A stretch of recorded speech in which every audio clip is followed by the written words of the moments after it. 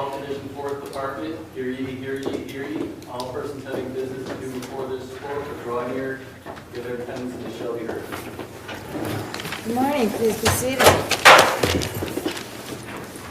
I will warn everybody, you're going to think that you're the only people that are going to argue, but because of the Buffalo weather, we have a lot of people that are going to be doing this remotely, okay? So, first case for oral argument is 114, People versus Demetrius Archie.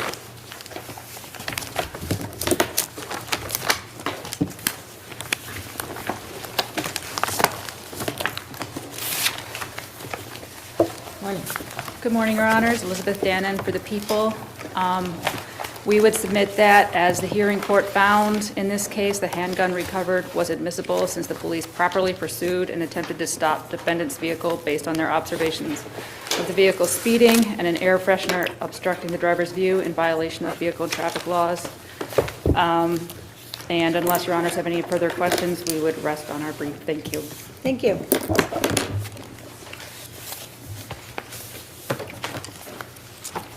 $115, People versus Lewis. Gotta wait 1 minute, you know. You got this down.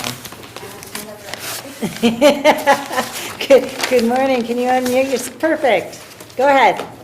Good morning. May it please the court, Amy Chadwick for Mr. Jarvis Lewis. I'd like to first address our argument regarding the ineffective assistance of counsel. The question here is whether the cumulative effects of the defense counsel's actions deprive the defendant of meaningful representation. It's also related to the request that he made for a new assignment to be a new counsel to be assigned.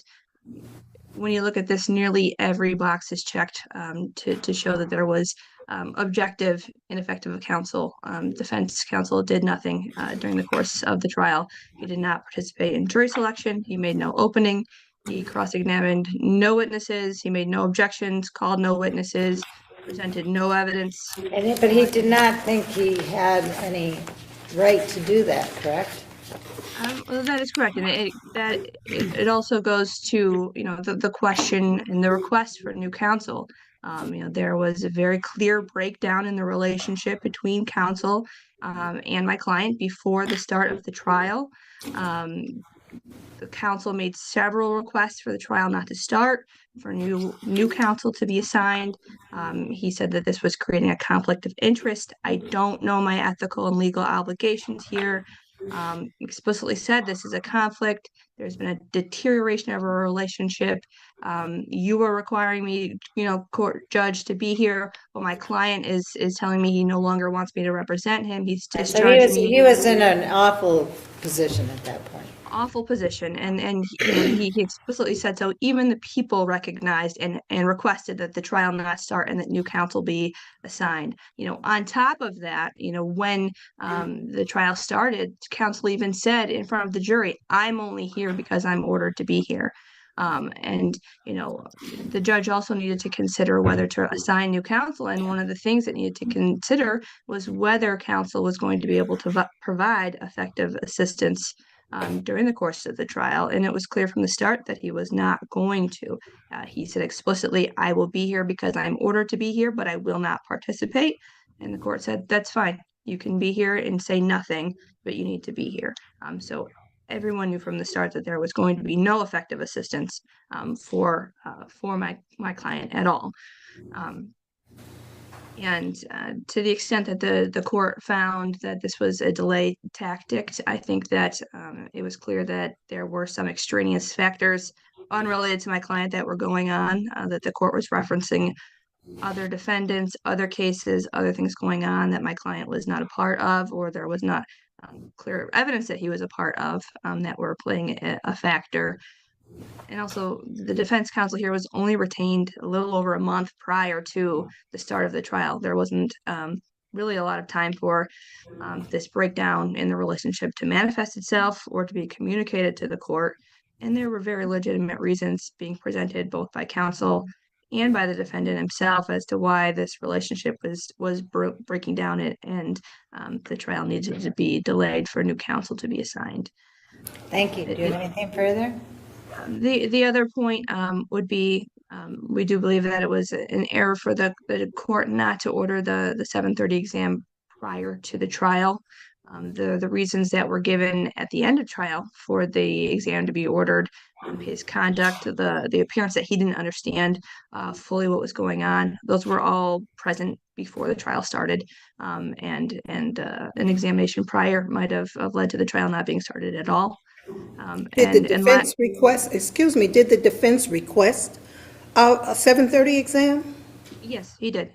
And it was denied prior to the start of trial. But at the close of trial, the judge did order one. It's not anything that I was given that the exam was ever performed. But yes, the defense counsel did request it, and it was not granted prior to the start of trial. Thank you. And lastly, the sentencing here for each of the charges, he was given consecutive. Each of the criminal possession charges here was given consecutive sentences, 10-year sentences, and while that is reduced to the 20-year maximum, in light of the charges, a lot of them are. Some of them, in fact, are duplicative. But we're talking possession of a weapon, also in intent at the same time, but for these all to be consecutive and to be given that significant amount of time, it's our position, as set forth more fully in our brief, that the sentences should have been concurrent and that they are unduly harsh and excessive. Thank you.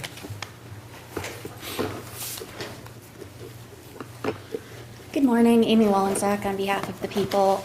Just briefly as a matter of housekeeping before I get to my argument, it came to my attention when I was preparing for today that I accidentally attributed a case on page 15 of my brief, People v. Zuniga, to this court. It was actually a First Department case, and I apologize for... Is that kind of like when you think you're going to Syracuse? But yeah.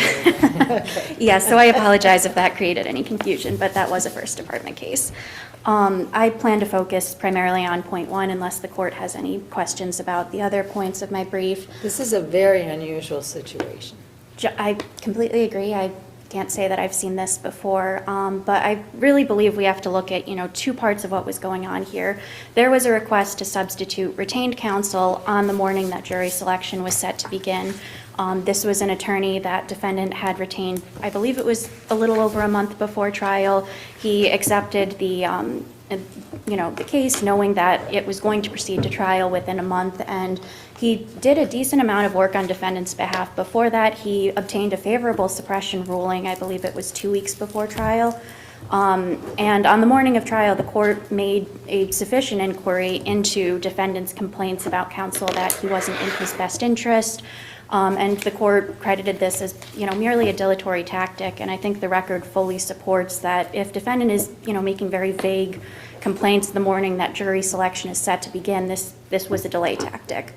And with respect to the ineffective assistance of counsel, this wasn't like the Third Department case cited by defendant. Defendant expressly told his attorney, do not participate in the trial on my behalf. He, in response to multiple inquiries by the court, said, I'm choosing not to be here. I will not participate in this trial. And to say now that counsel was ineffective for doing exactly what his client ordered him to do, I think would promote gamesmanship. The Court of Appeals addressed a very similar situation in People v. Aiken, and counsel may have had a strategic reason for his actions here in that, not participating may have nullified the trial and given defendant a better chance on appeal. And I think looking at this in totality, we can't say that the court abused its discretion in refusing to delay the trial, and counsel did exactly what defendant ordered him to do. But didn't the court order defense counsel to represent him to continue in his role as defense counsel? The court did order that, but also I agreed completely with counsel that defense counsel was in a rough spot with the court ordering him to be there, yet his client is telling him, do not participate on my behalf. So then why would he make a closing a motion for trial order of dismissal without participating in any other portion of the case. I can't speak fully to his decision. I think that may be a better, that may be better developed on a 440 motion. We just don't have, the basis of his decision on this record. And unless the court has any further questions, I'll rely on my brief. Thank you. 116, People versus John Robinson.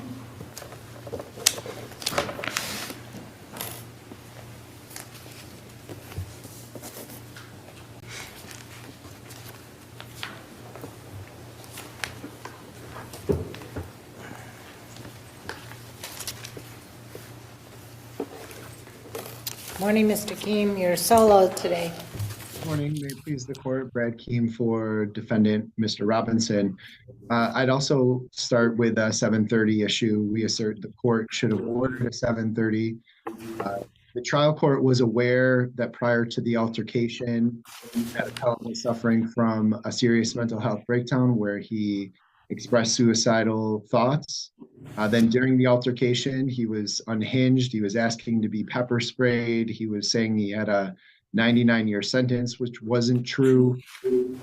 Then during the actual proceedings, he acted defiantly, refusing to sign the Parker warnings. He had 4 different PSRs that he refused to participate in, going back to 2013.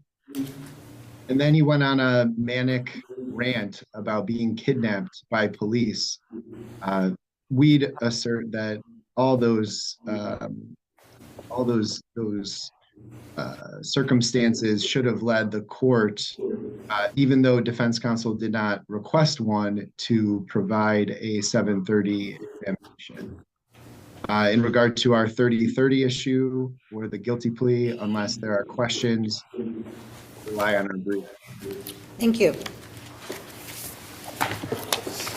117, People versus Jesmond Hart.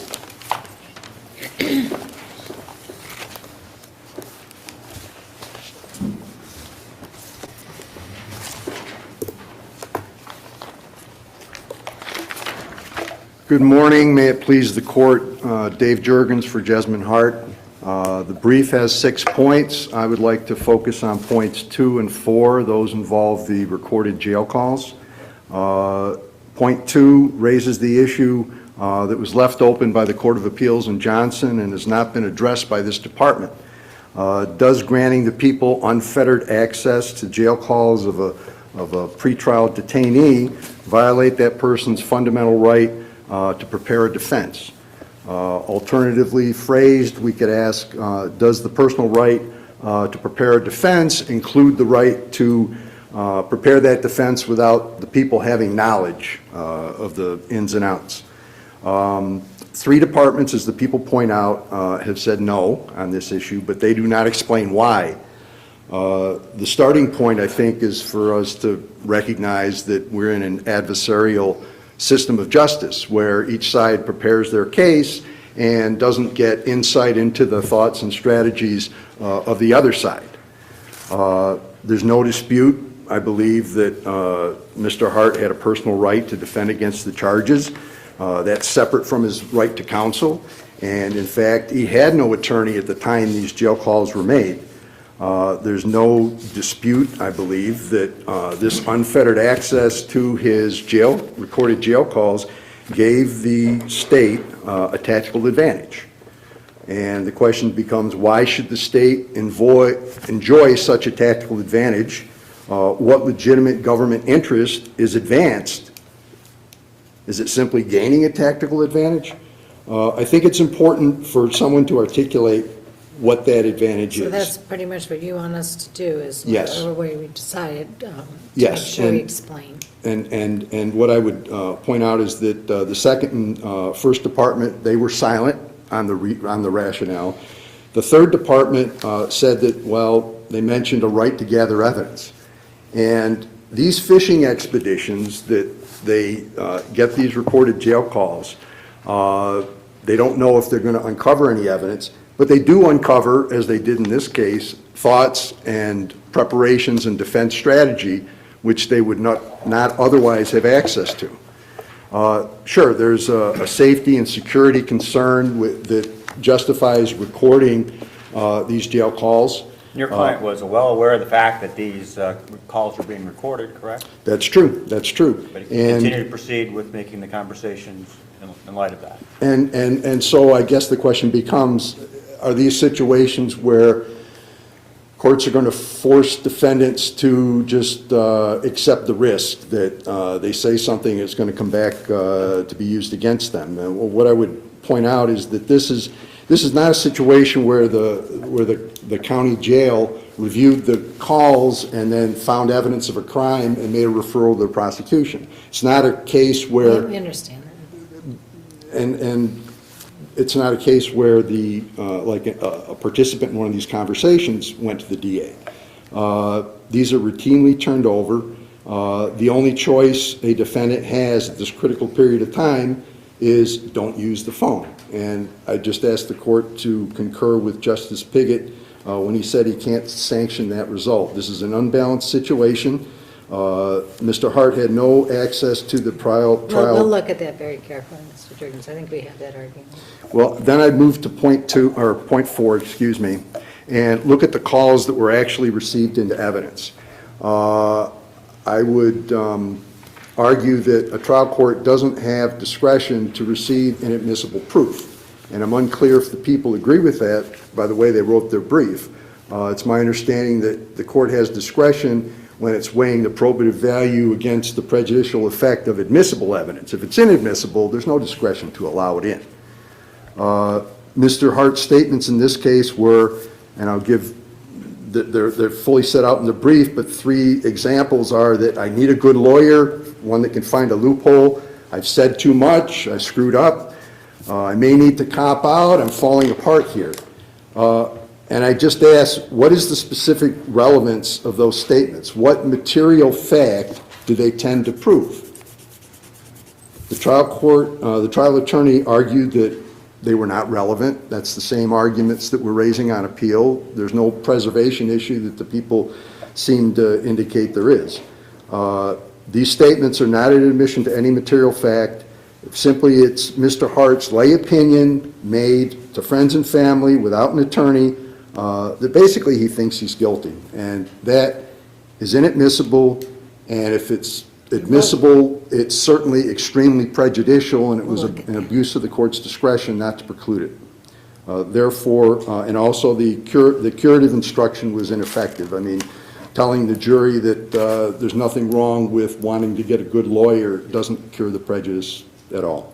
So we'd ask for a reversal and a new trial. Thank you.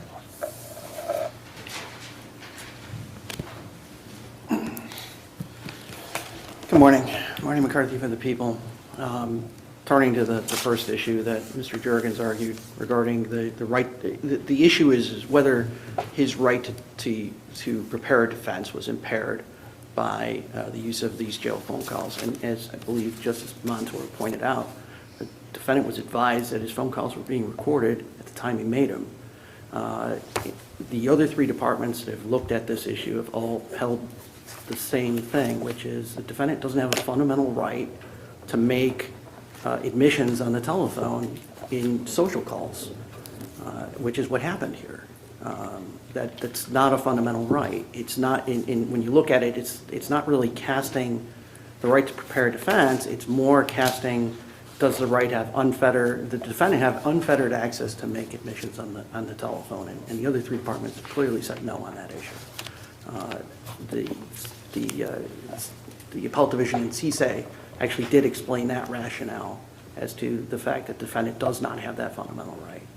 And we'll look into that. And as did the 3rd department. And turning to the admission of the jail calls, even if they were admitted improperly, the judge gave the curative relating to 3 of the 4 instances that the defendant raises on appeal. The jury is presumed to have followed that curative instruction.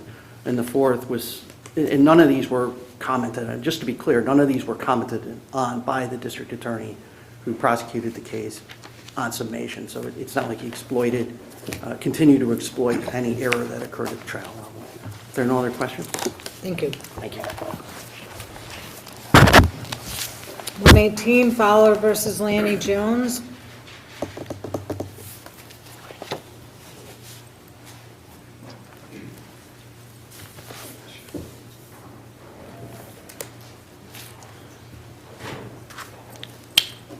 You're solo, Miss Gray.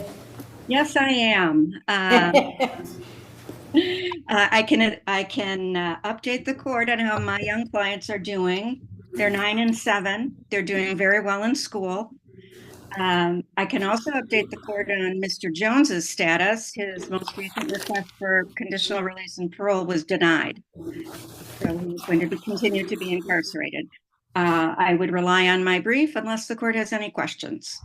I have a question. Were the domestic violence acts that occurred, did they occur in the presence of the children? Yes. Okay. That's the only thing I wanted to know. Thank you. 120, PB 20 versus St. Nicodemus Lutheran Church.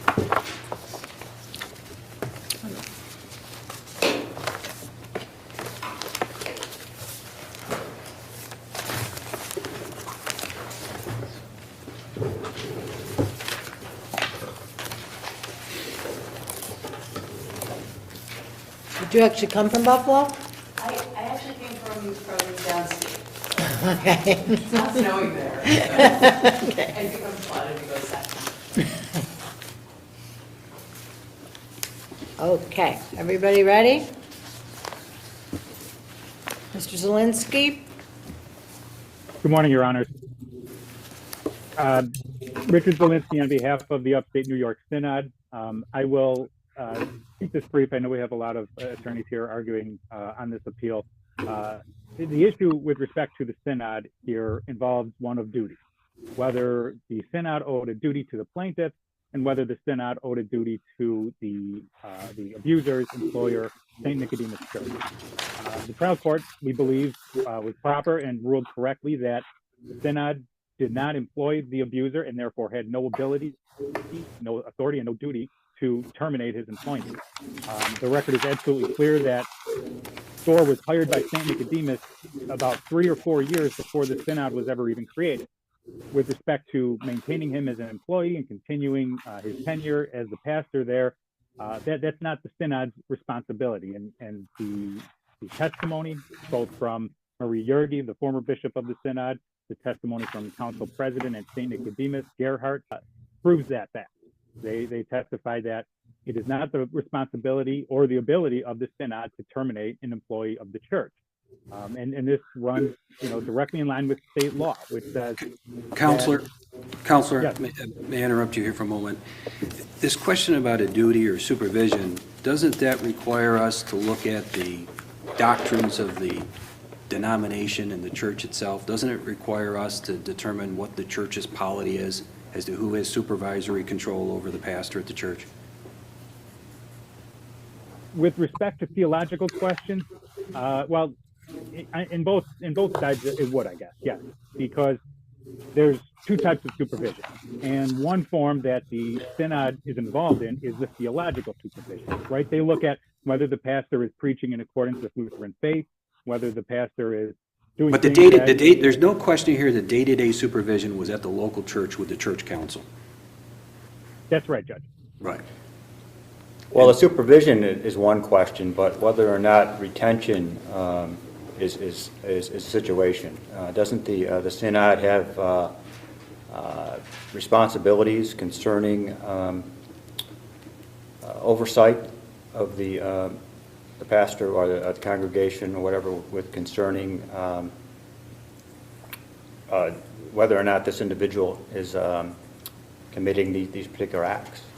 I think their constitution requires them to set up some sort of disciplinary proceedings. I don't believe whether or not that there's any evidence in the record that those disciplinary proceedings were ever established. Well, certainly, Your Honor. So first and foremost, that comes down to notice. They have to be on notice in order to first establish those procedures. But more importantly, Well, they never established those procedures, did they?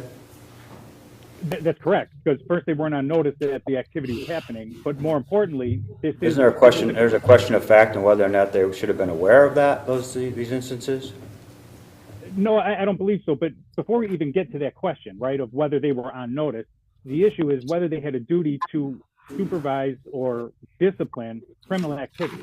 This isn't a disciplinary matter. It's a crime, and criminal activity is specifically. Well, the cause of action is not the crime, it's the retention of this particular individual. That's correct, Your Honor, and that retention is to be determined solely by the employer. Just like any organization cannot terminate someone else's employee. Well, isn't there an issue of fact then, or whether or not the cyanide is an employer then? No, I don't believe so, Your Honor. Since they have the ability, supervise. since they have the responsibility to set up some sort of disciplinary proceedings in the event that they're aware of or should be aware of some sort of improper activities. I disagree, Your Honor. I don't think they had the responsibility to set up supervisory or to set up a disciplinary hearing for matters that aren't discipline. Again, this is a criminal act. If someone witnessed a pastor murder someone, they're not going to write to the synod and ask them to, hey, come and step in, set up some disciplinary matters, and deal with it. So if the this synod is not. Excuse me, could you listen to?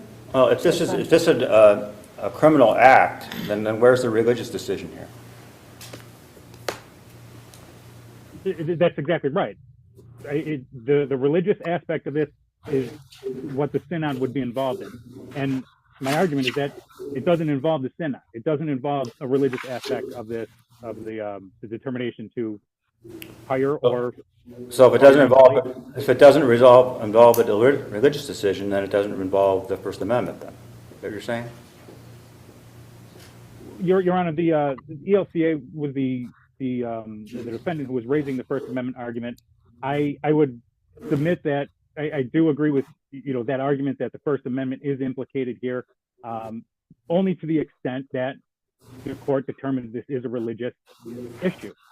If it's a religious issue, then the First Amendment would preclude the court from involving itself in that. But before we even get to that question, the point I'm making is the synod handles the religious aspect, the Lutheran theology.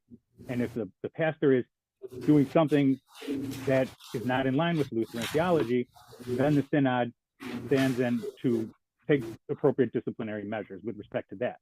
This issue at present is not disciplinary. It's a criminal activity that the synod, or that St. Nicodemus was fully aware of. And they did nothing about it. They knew of it before the synod was ever even created. And all they did was send letters. So with respect to whether the synod owed a duty, I don't believe they did, because they handle matters of theology, not known criminal acts. Okay. Thank you. Thank you.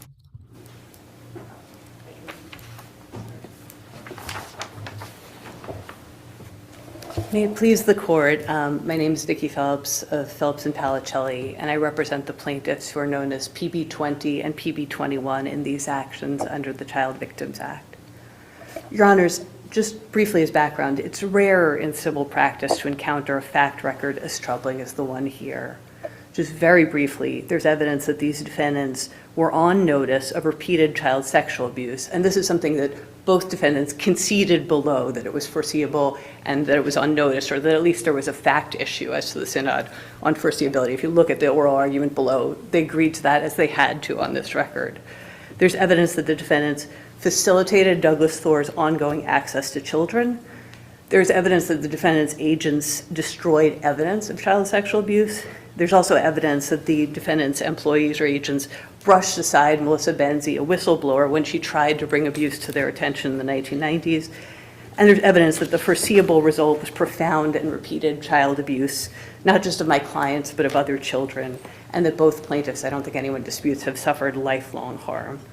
Regrettably, the brief decision below misapprehended the facts, and I think Your Honors have been gesturing in that direction, but also the law, and I'd like to talk about both. With the court's permission, I'd like to address how first defendants' conclusory affidavits failed to meet their moving burden. There are clear deficiencies there, and this was raised below and not addressed by the trial court. Second, the first two causes of action, as many courts have found, are different and not duplicative, and the court never even engaged in analysis as to the second cause of action below. Third, plaintiffs have a claim for negligent, reckless, and willful misconduct under New York law. And fourth, the plaintiff's first cause of action is viable. And I would agree with Mr. Zelensky that the synod did not raise a First Amendment argument at all. The ELCA has raised it. I think it's wholly devoid of merit, and we've directed you to many cases and arguments on that. I'm more than happy to address First Amendment jurisprudence, but our brief is pretty thorough on that point. And I also commend Well, the issue here, though, is your position is that the denomination, the national church, so to speak, is an employer or stands in relationship to the pastor as an employer, correct? That is part of our position, but even if that's not so, we have other bases. My question as to that issue is, doesn't that require that us look at church doctrine, look at the Constitution to evaluate who is in charge of this pastor? And is that something that we can do?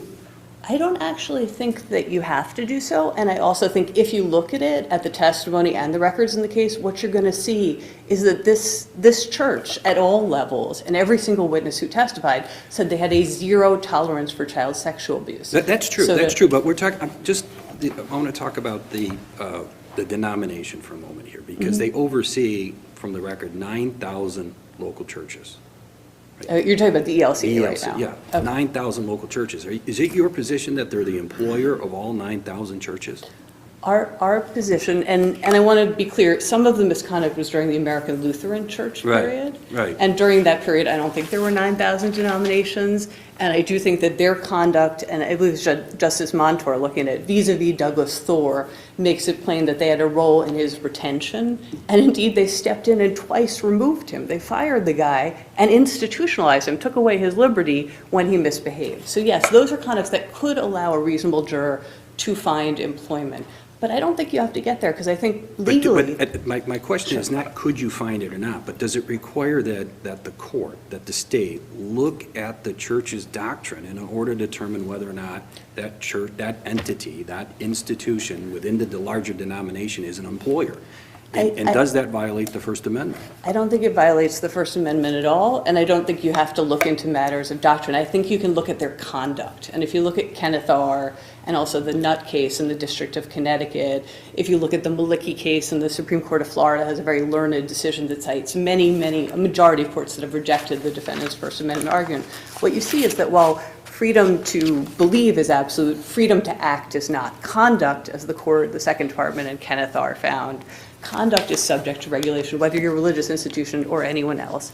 And you don't have to delve into doctrine in this case to see what their conduct was. Conduct is one thing, but you're asking us to define a relationship. That's where I'm coming from here. Because there's implications for the other 9,000 local churches that the ecclesiastical body oversees, whether or not they're employed. And one answer to this, which would avoid these issues altogether, is that you don't have to find employment to have a duty, right? So we happen to think there is a fact issue on duty on these facts, which are quite extreme, which has them installing the guy, removing the guy, overseeing budgets, supervising him. There are evaluation forms for Douglas Thor. If you look at the file for Douglas Thor, this was not a casual involvement. This is a person who was installed by the defendants, 3 times removed by the defendants, institutionalized by the defendants, whose salary was set by the defendants. I mean, if you look at our brief walks through the facts in great detail. So I think if you wanted to find employment on these particular facts, it could be found as to the historical entity earlier in time and as to the synod later in time. But the simple legal issue, which I think avoids some of the necessity, negligence does not require an employment relationship, right? I've taught torts, I've practiced torts for 20 years. Everybody knows the elements of negligence. It's duty, breach, causation, damages, right? You don't have to be Well, if that's true, I'm sorry to keep Prosser. interrupting you. If that's true, you do have claims of negligent employment and supervision on behalf of the larger national church. That's the first cause of action, and the second cause of action... We have to look at that separately then, from whether or not there's another duty or some other responsibility besides employer-employee relationship. We have a negligent employment supervision, I'm paraphrasing it, Right. but the cause of action number 1 is negligent supervision, retention, direction, et cetera. Cause of action number 2 is not. And if you look at the pleadings or if you look at negligence jurisprudence, you don't need an employment relationship in order to owe a duty. New York's courts have never held that just as a matter of black letter law, and we cite the cases which the defendants conspicuously ignore, which have found duties with no employment relationship whatsoever. And there are 2 in particular that we cite a lot. We cite many in our brief. It's a long brief. But Davis versus Community Hospitals it's a car accident case where a hospital prescribed a medication, didn't tell the person who they were prescribing it to, or there's evidence that they didn't tell the person that it could cause dizziness or drowsiness. He goes on to get into a car accident, and the court said the hospital owed a duty not to that driver, but to the person in the general public who he foreseeably harmed, right? That's one case. And that's a third party causing harm. Defendant was in the best position to prevent harm. And yeah, Stephanie L., I would just point you to, that's this court's case. It's recent. It may be under the CBA, but it's a 2020 case.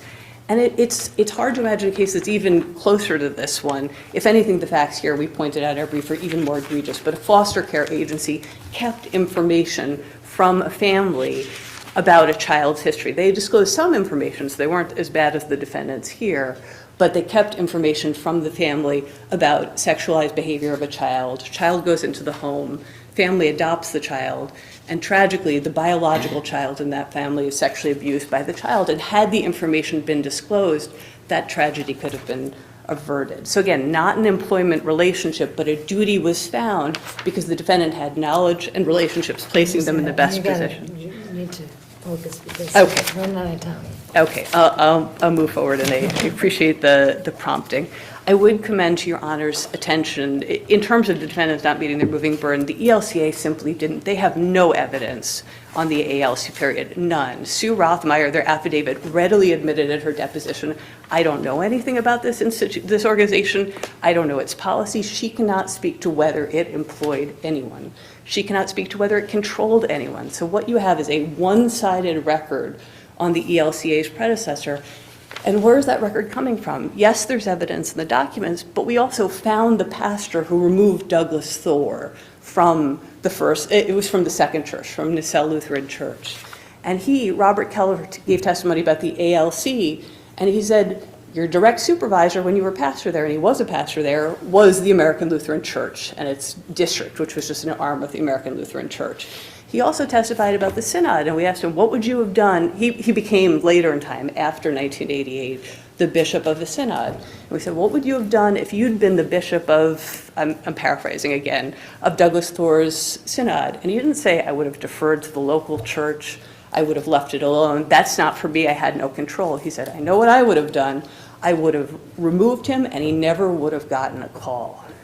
I understand there are many cases where duty is a straightforward matter and the courts step in and no fact-finding has to be made. But here there's a compelling record showing that first the ALC Okay, we have that. and then the ELCA and the synod had the capacity, had the knowledge, and at minimal cost could have protected these children from terrible harm and lifelong consequences. They didn't do so. Keller's testimony is really central to this because he has knowledge with both organizations.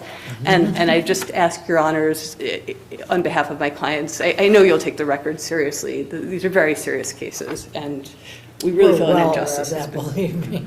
Thank you so much. Thank you. Do we have Mr. You need to unmute yourself. Thank you. Good morning. James Special for ELCA.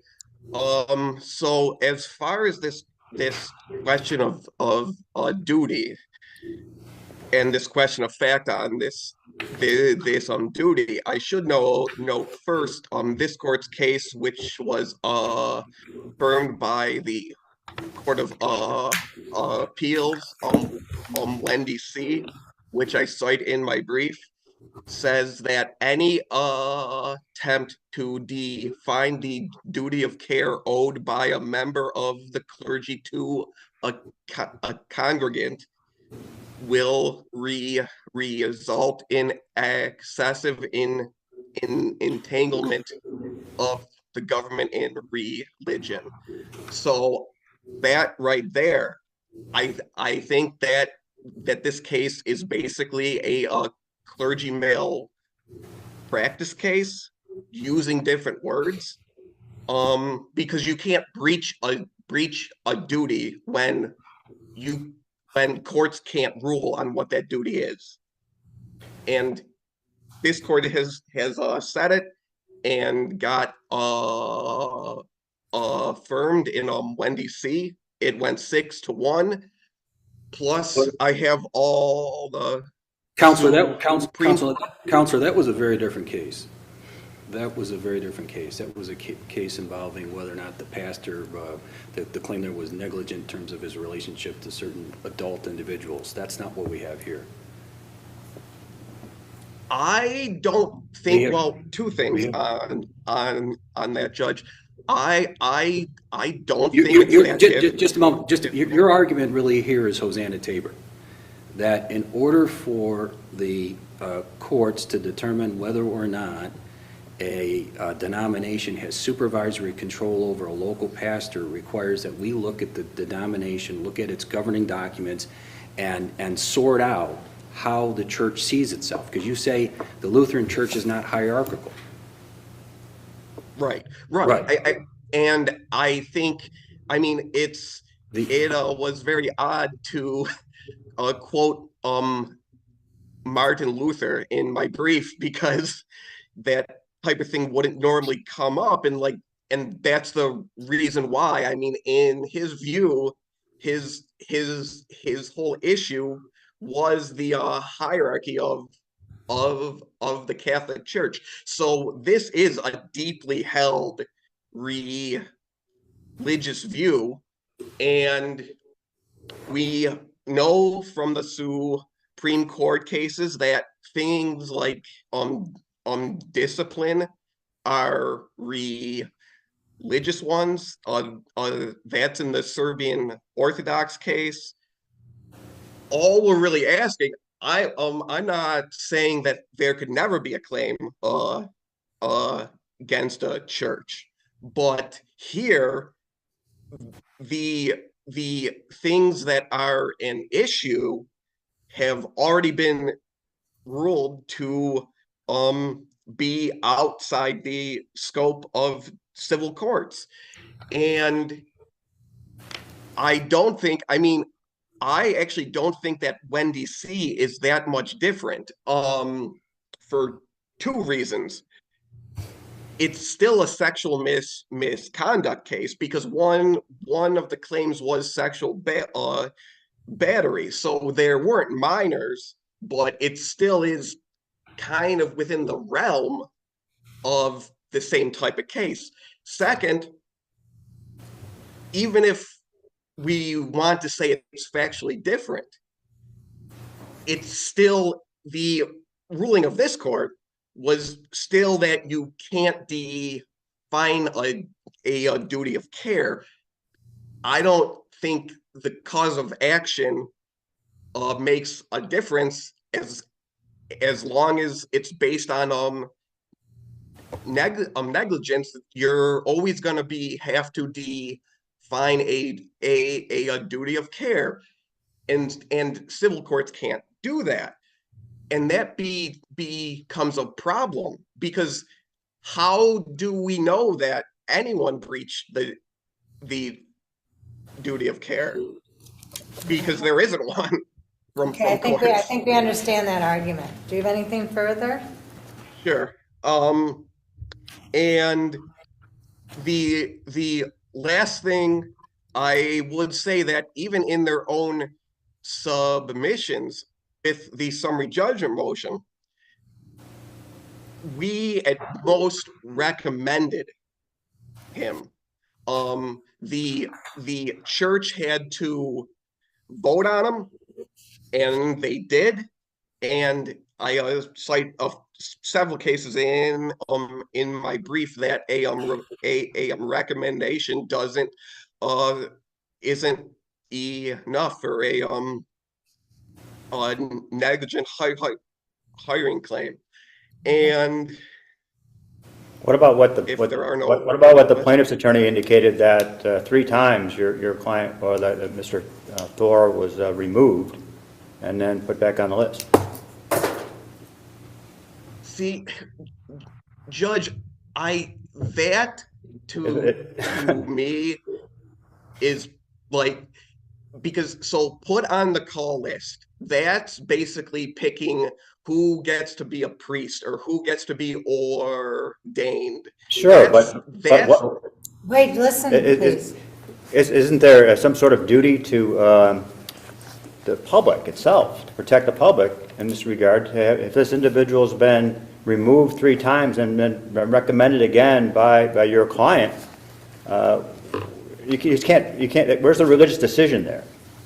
You keep saying, and I'll point out in your brief, you indicate in page 20 that the instant case implicates religious doctrine because it involves religious decisions over which secular courts may not interfere. And that's been your primary argument, but what's the religious decision here? Was the religious decision to remove him 3 times and to place him back on the call list 3 times? Was that the religious decision we're not supposed to look at? It might sound strange, but yes, and here's why.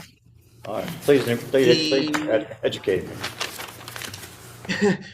Picking who you want to lead your church is a religious choice. That in particular from Tabor, from Serbian, picking a priest, a pastor, who you want to lead your faith is inherently a religious one.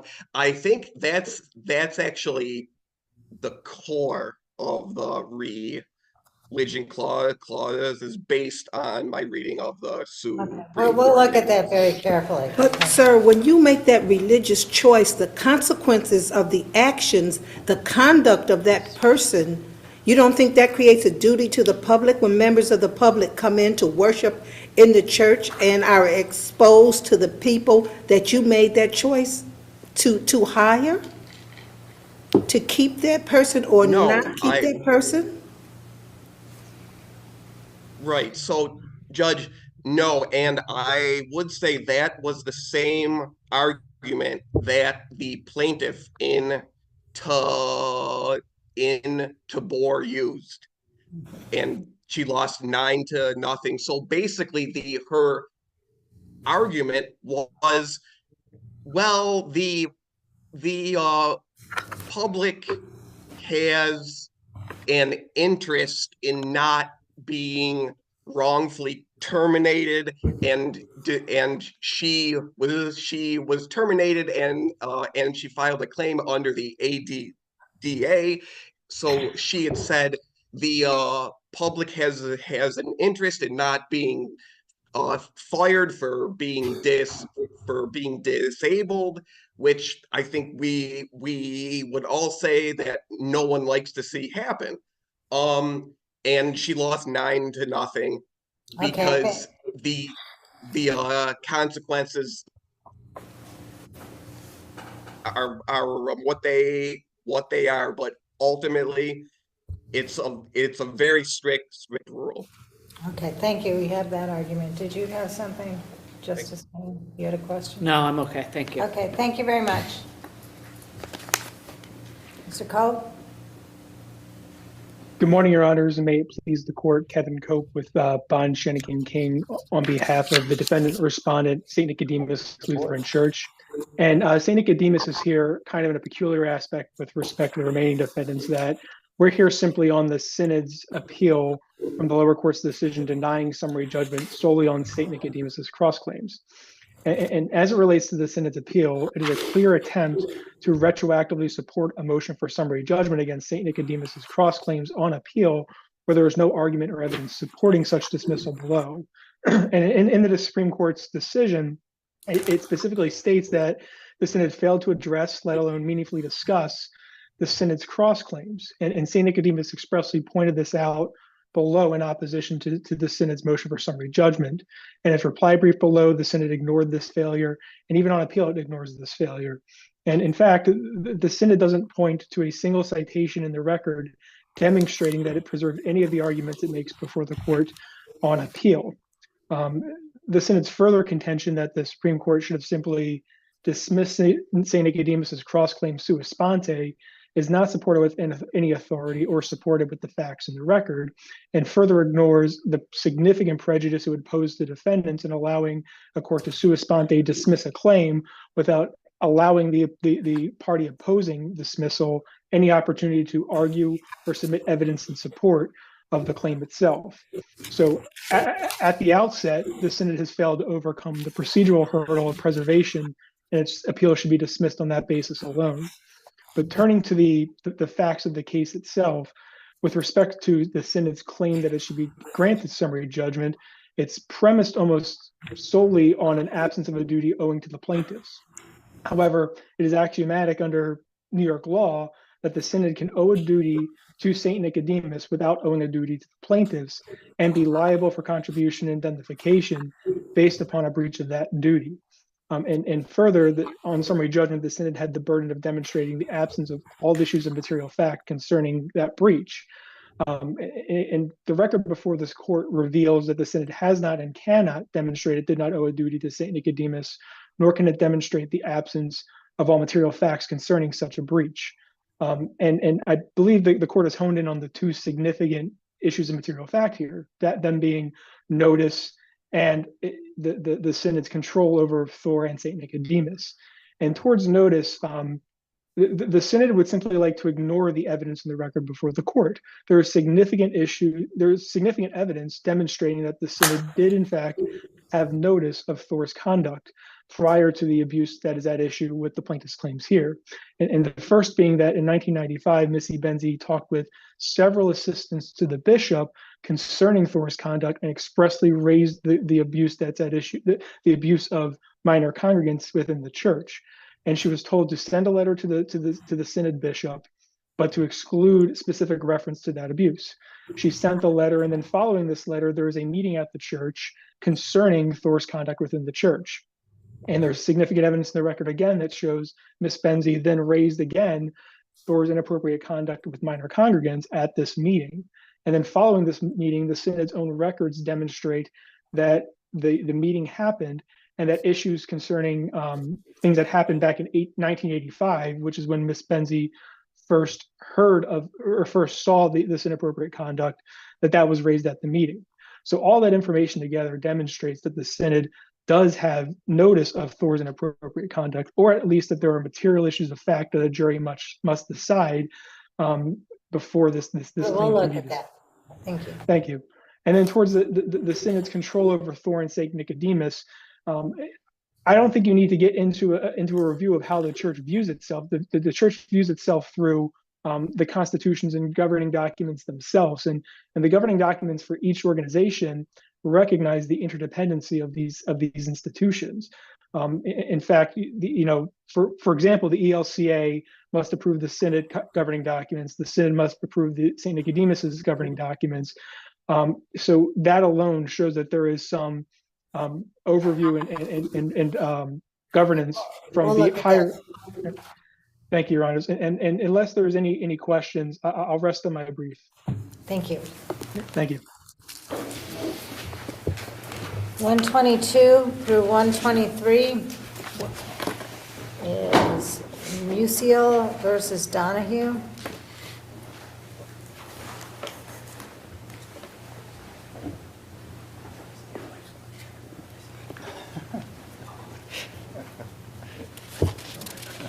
Morning, judges. Hey, Megan Brown.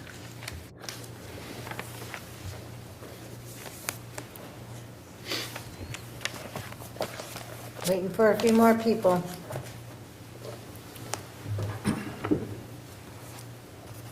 Mr. Stalker? There we are. Okay. Morning, judges. Where's, no, well, we can't, Mr. Roach, we can't see you. Okay. Now we can. Okay, great. We have everybody. Go ahead. Please, the court, I'd first like to thank the judges for your dedication and persevering the winter elements here in Western New York. Can't say the same about my two teenage sons that are probably still sleeping in bed. But more to the point of our Musial case here, as the court is aware, we have a long-arm jurisdiction statute, and I'd like to focus in on the Court of Appeals cases that focus in on modernization and technology, where you don't have to have boots on the ground, but due to technology, we have presence in New York State. Here, in this case, we have co-counsel and an agent attorney who's in New York State. We have significant revenue earned in New York State. We have a retainer agreement signed in New York State, advertisement in New York State. We have action involving the sum carrier in New York State. Discovery took place in New York State. We have emails and telephone calls. Wait just a moment, I believe you're. Counsel, just before you get into the specific facts, the accident took place in the state of Texas. Yes, Your Honor. And it's controlled by Texas law. Yes, Your Honor. So the malpractice took place in New York State, is our opinion, the tort. Well, that's what's at issue here, is where did the malpractice take place? The attorney that you allege committed malpractice was in Texas, and the claim is he didn't file a lawsuit in the state of Texas. Going back into the facts, we find out. Right, just that's one of your points. He didn't file timely, and he also misfiled the stipulation of discontinuance in Texas. Well, Your Honor, we subsequently find out, he tells the clients that there's a statute of limitations problem and they have to take the settlement right then and there. That's the one lie that we say. We subsequently find out when we get into the case that he actually did file the case timely. So there was no statute. So that was part of putting the pressure on the clients to accept a low settlement.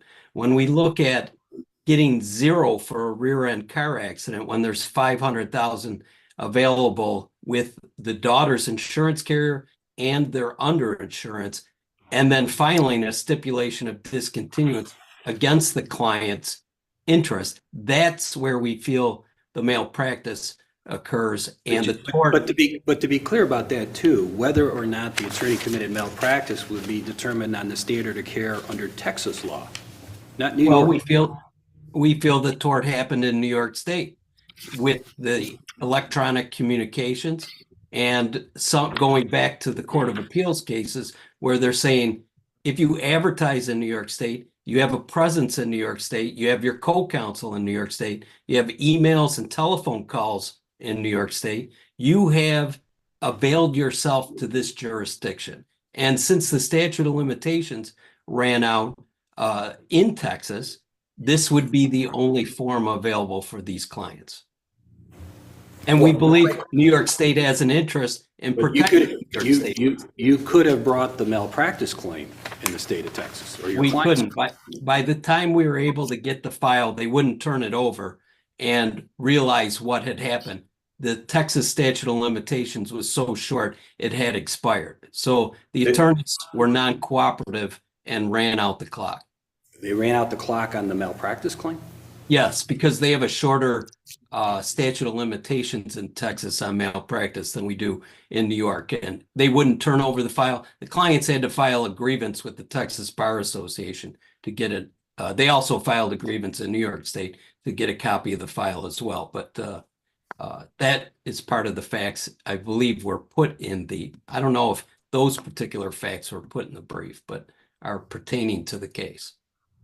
Do you have anything further? No, Your Honors. Thank you. Good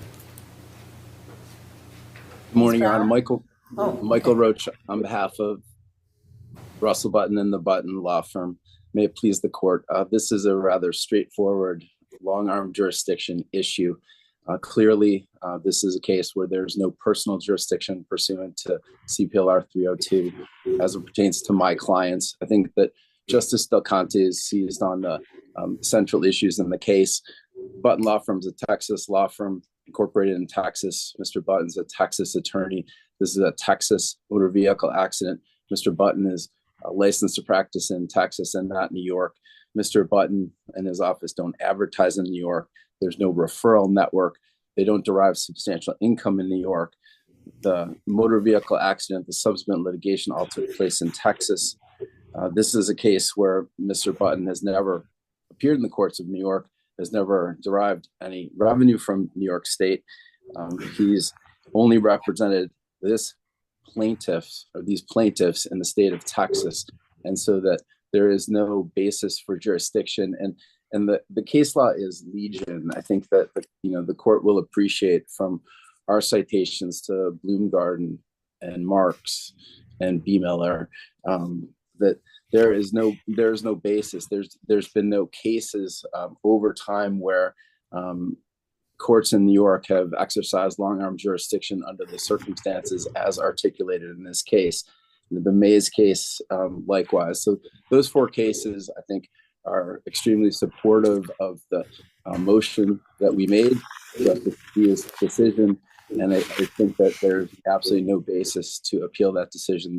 The decision should be affirmed, and if the court has no further questions to me, I'll rely on the papers that my colleague Brian Kretsch drafted so nicely.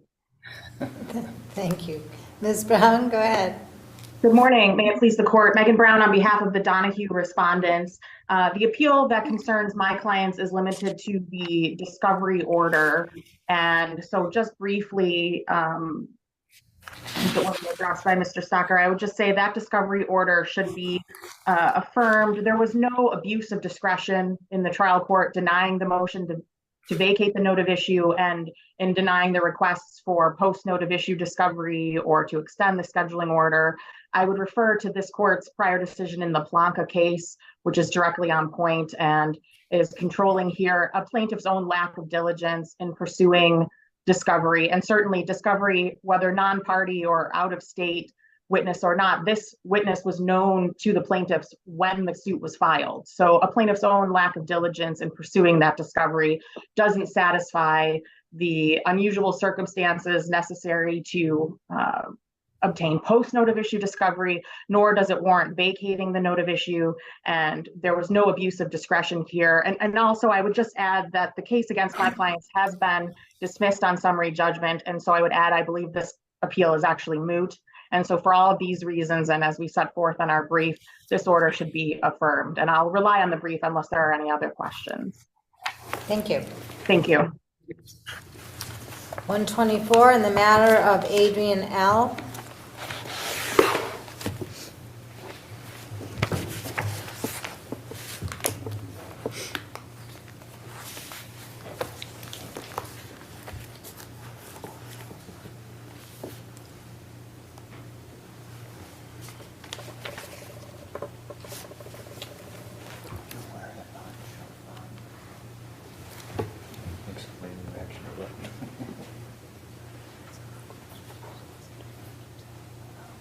Great.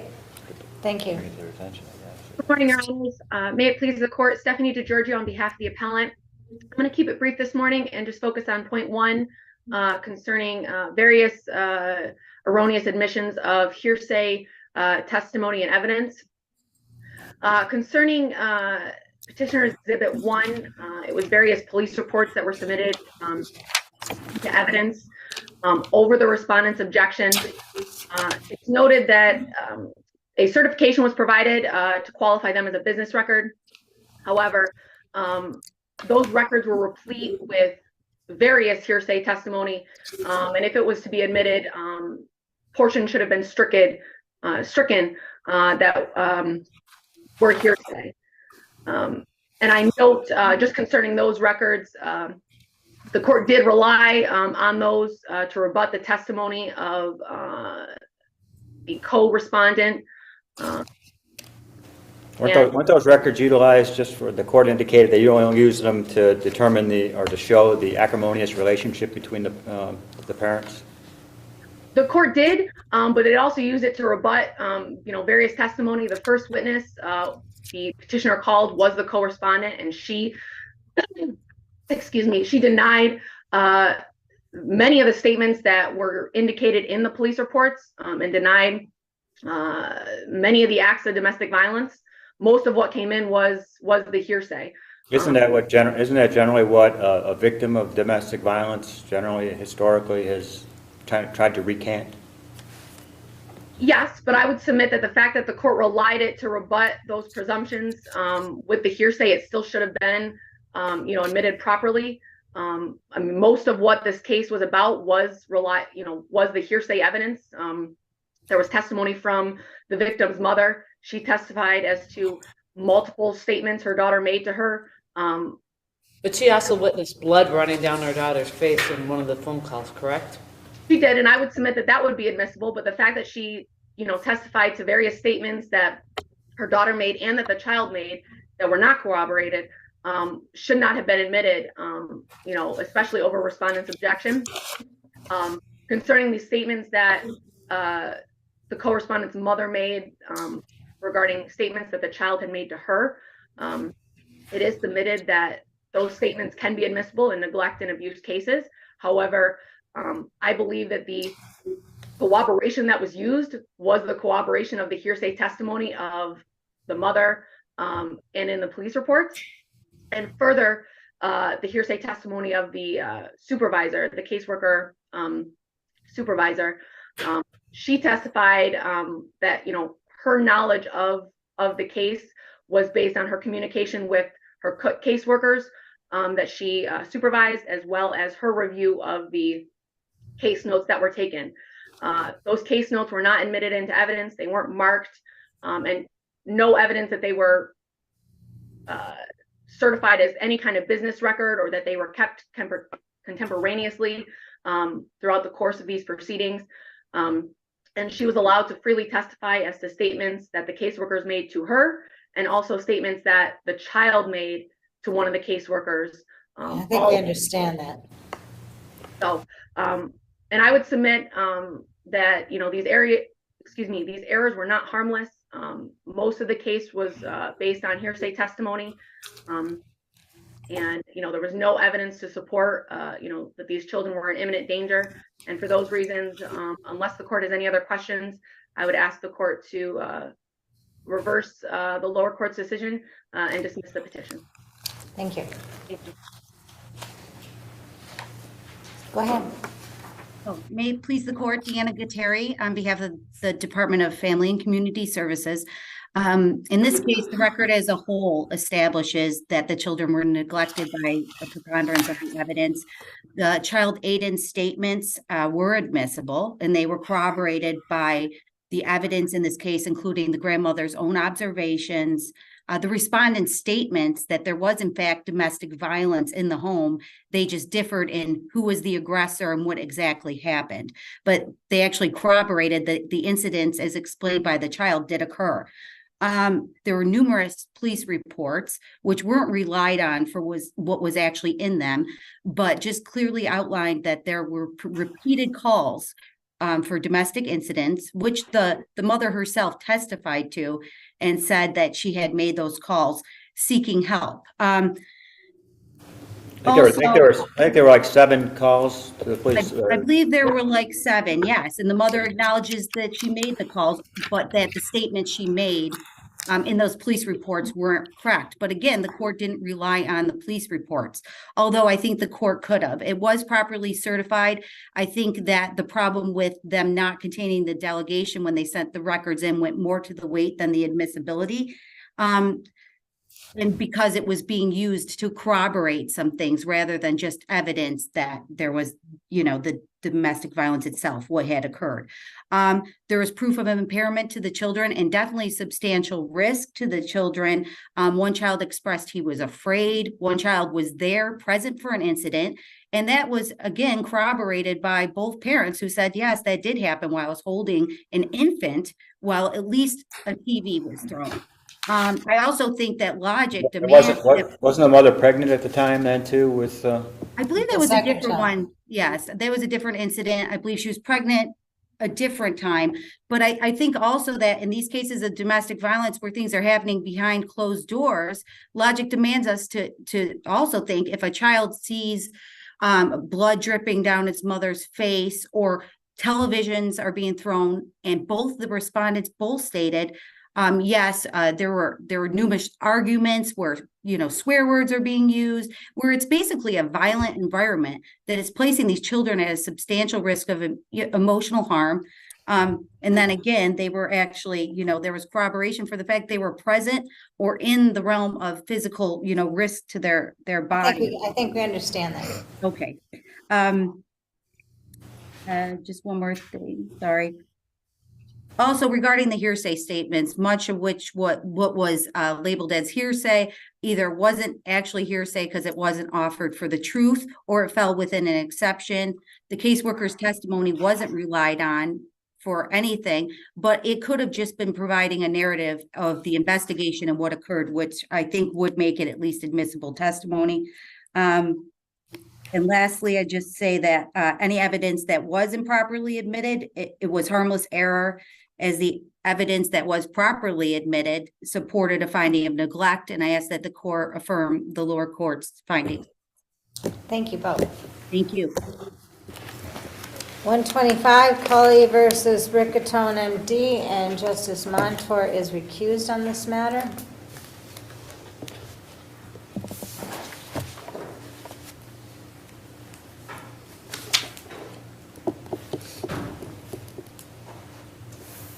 Okay, can you unmute yourself, please? Thank you. Yes, Your Honor. Thank you. Good morning, Your Honor, and may it please the court. Catherine Howard from Connors LLP on behalf of Dr. Riccatone and Western New York Urology. The only issue that's disputed in this medical malpractice appeal is whether the plaintiffs rebutted Dr. Riccatone's and Western New York Urology's prima facie showing of entitlement to summary judgment on the issue of causation. And there are 2 points I'd like to highlight today that show that the plaintiffs did not raise a triable issue of fact on causation. The first is that the plaintiff's expert failed to opine to a reasonable degree of medical certainty that Mr. Cully's aggressive prostate cancer, which was diagnosed in May 2020 and found to have spread to one lymph node in June 2020, was present during Dr. Riccatone's earlier care and treatment before he referred Mr. Cully to oncology in March 2020. Instead, the plaintiff's expert gives at most conclusory and speculative opinions regarding causation. For example, the plaintiff's expert says that certain things in the record could have been signs of cancer, but the mere possibility that the cancer was present during that time is not sufficient to raise an issue of fact on causation. In addition, the expert's opinion on these potential signs of cancer were not supported by the record. So the plaintiff's expert and then the plaintiff in their appellate briefs rely a lot on the 2018 PET scan, which had no signs of metastasis. But the plaintiff's expert pointed to the mildly enlarged prostate to say that that could have been a sign of cancer.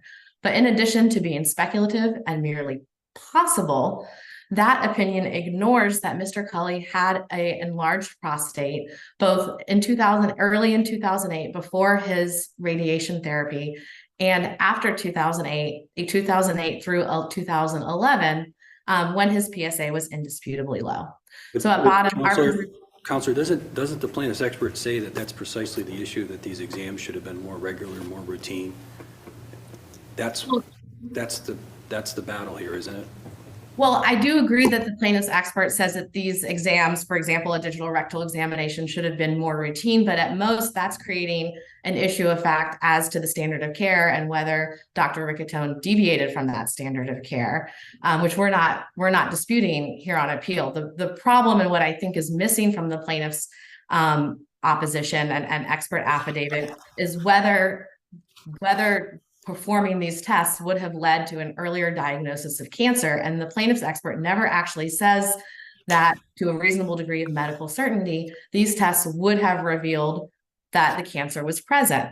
We're simply assuming that it was present because it was present later on, an aggressive form of cancer by May 2020. Okay, we'll look at that very carefully. Thank you, Your Honor. And then my other point, just briefly, is that even assuming that Mr. Cully's aggressive cancer was present and detectable at this earlier point in time, the plaintiff's expert also never opines to a reasonable degree of medical certainty that that cancer would have been treated with a less invasive procedure than the radical prostatectomy that was performed at Roswell Park, or that any treatment would have completely eliminated Mr. Cully's recurrent aggressive cancer. And I would just briefly point your honors to Mr. Cully's and Mrs. Cully's deposition testimony, because from there, I think you can really see that the plaintiff's complaints are all stemming from the complications from the prostatectomy itself performed by Roswell Park. And Dr. Riccatone expressly noted that in his affidavit, in his expert affidavit, when he was opining on why there was no causation. The plaintiff's expert never responded to that, let alone rebutted it, and that alone renders the plaintiff's expert's opinion insufficient. I suspect, and then again, the plaintiffs don't address that in their appellate brief, and I suspect that perhaps the plaintiffs are between a rock and a hard place. I wouldn't go suspecting, okay? I'm sorry? I wouldn't be suspecting in this. Yeah, I understand, Your Honor. I understand the plaintiff's position to be that Mr. Cully should have received this prostastectomy sooner, but the complaints that Mr. Cully have all stem from that prostastectomy. And so if their position is that he should have received it sooner, there's nothing that would have changed his damages as relates to the complications from the prostastectomy. Anything further? Just finally, very briefly, Your Honor, although the plaintiff's expert sort of generally says that cancer, once it leaves the prostate, would have had a worse prognosis, just to emphasize that the expert never says or gives an opinion that Mr. Cully's cancer would have been detectable and successfully treated earlier before it spread, or completely eliminated so that it would not spread. And so for those reasons and the reasons that we discussed in our briefs, we would ask that this court reverse the motion court and grant summary judgment to Dr. Riccatone and his employer. Thank you. Mr. Srandall? Good morning. May it please the court, John Sarando, on behalf of the respondent. With all due respect to opposing counsel, she seems to be indicating that this is almost like a case where the individual, the plaintiff, did not have cancer when he went to see the doctor. The record is clear that he had cancer treatment prior to 2016, which 2016 to 2020, which is the expert in time that he indicated, and the red flag was on October 11th of 2016 when his PSA went up radically, and there should have been a full workup at that time to determine what the status of, what the stage the cancer was in, because it was coming back. And the expert went through each date, each PSA, and indicated what was done and what should have been done to determine the state of the prostate and the cancer. It's definitely an issue of fact here. Is what you're saying. Which is typically an issue of fact. But counsel, I see that the issue of fact on whether he deviated from the standard of care, but what's the issue of fact on causation itself? Well, he went in with, he had cancer to begin with. I think that's sort of, what do I want to say? That's sort of confusing the issue, because as to the causation, he had cancer, he had that 0.6 test, then it goes to 2.6. And then it goes to 3.5, and clearly it was indicative of a biochemical occurrence, and he certainly should have had at least a rectal exam. But all of that is the deviation from the standard of care. But by failing to do those things that our expert said should be done, that caused his condition to exacerbate. And with the exacerbation of his condition, they had to do the radical surgery 4 years later. And I think that answers the causation. But in any event, we would submit that it's as the trial court indicated, it's a battle of experts, and we would ask that the order be affirmed. Thank you. Thank you. And I didn't take 20 minutes. 126, Scott versus Tops Market, and Justice Kane is recused on this matter.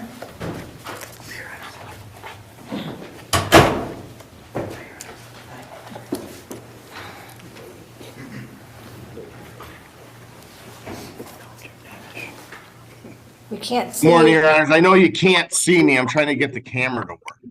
There you go. Oh, there we go. That was our benefit. That was our benefit, Mr. Mayor.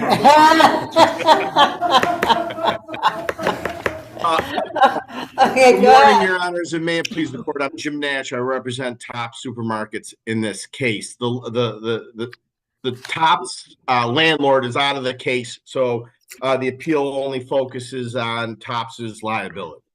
I'm going to be brief. This is a case involving a lady who slips and falls on some mystery water in one of the aisleways. Tops submitted proof that they had a schedule of inspections, that no one reported this water. The plaintiff herself said it was clear in terms of color on the floor, and that it was only after the fact that either she or floor. And so it was Tops's position that it didn't create the condition, it didn't have notice of the condition, and that summary judgment should have been granted. And there's one more thing I'd like to address, because I suspect my colleague is going to bring it up, that there was a photograph, and it was marked as Exhibit 4, as a deposition exhibit. You can be found at page 513 of the record on appeal. And this is the photograph that was presented to the plaintiff of the aisleway. And my colleague who took the deposition asked her to mark, okay, where'd you fall? And where did you see these drops of water, which they claim was a trail leading from the freezer to the accident location? And I would like to point out, because I think much is going to be said about, there was a trail of water that emanating from the freezer leading to the accident scene, which clearly suggests that this freezer caused the hazard that plaintiff slipped on. And I would submit to the court that 2 isolated drops, which were circled, which you can't even see in real life in the photograph, she just drew them in where they were, at least 4 or 5 feet from where the freezer ends. So the first drop isn't for 4 or 5 feet outside the freezer. Is not a trail leading out of the freezer. It may be a couple of drops somewhat in the vicinity of the freezer, but it does not lead from the freezer. And it's pure speculation on plaintiff's part to suggest that that water came from the freezer. And in fact, I think the way she marks these, the photograph with the circles, if anything, actually helps Tops. Because had the water been flowing or trailing out of the freezer, as they suggest, you would have seen multiple drops and a lot closer to where this freezer was, not starting 4 or 5 feet away. I mean, if anything, I think... Yeah, I think we've got that. Okay. And unless the court has any questions, Your Honors, I'll rest on our appellate brief. Thank you. Thank you. Hi, Your Honors. Blake Sacanino on behalf of the plaintiff. Judge, just some quick points. Our position is that they only reference general cleaning practices. I don't believe any of the witnesses had an actual memory of that day or what the conditions were like. And from my reading of those cases on constructive notice, is that it's pretty clear that on summary judgment they have to have some record of that last inspection in order to win on that issue. There were no logs or anything submitted by Tops with respect to when the aisles were inspected or how often they do or anything along those lines, right? Yes, Your Honor. And, a lot of the cases that the defense cites, from my understanding and my memory of going back and taking a look at them, they actually had some evidence that a witness had knowledge of what the conditions were actually like. The other issue I wanted to talk about was this issue of the condition being visible and apparent. There was testimony it was 10 by 6 inches. It was a dirty, rusty color, and as opposing counsel mentioned, I think the plaintiff actually observed the freezer dripping, and there was a trail from the freezer leading to the middle of the aisle where the condition actually was. This issue of having an ongoing issue on the constructive notice point, there were freezer logs and repair logs that are in the record, and we acknowledge that I don't believe that any of those repair tickets were actually to the freezer that was allegedly leaking, but A lot of them were actually in the dairy frozen aisle itself, and from my reading of the cases on that ongoing issue, I don't believe it has to be in this case, the actual unit that was leaking, as long as it was in the same area. And on the issue of actual notice, it's our position, as the court knows, that it's the defendant's burden on summary judgment. I think they're just pointing to gaps in our proof on this point because, again, they had no record of inspection, no witnesses that had knowledge of the conditions that day. So without any proof of lack of notice, I don't believe that they can win on that point. And other than that, Your Honors, if you have any questions, I appreciate it. Thank you. Thank you. Thank you, Your Honors. Thank you. 127, Michael Provis Lutz versus Jacqueline Schmidt.